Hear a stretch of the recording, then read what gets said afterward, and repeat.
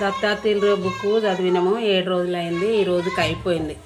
గురువారం మొదలు పెట్టినాము, ఈరోజు కంప్లీట్ అయిపోయింది. దత్తాత్రేయుల బుక్ ఎవరైనా కూడా చదువుకోవచ్చు.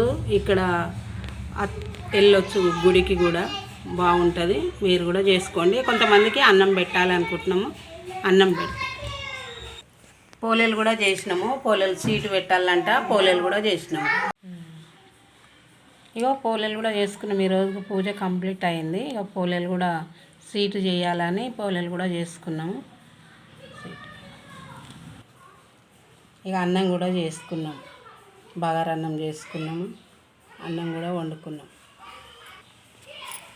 వీడియో తీద్దాం అనుకున్నాం కానీ టైం సరిపోలేదని చెప్పలేము. ఇక మళ్ళీ నెక్స్ట్ వీడియోలో చెప్తాను. ఇప్పుడైతే అన్నం వండుకున్నాం.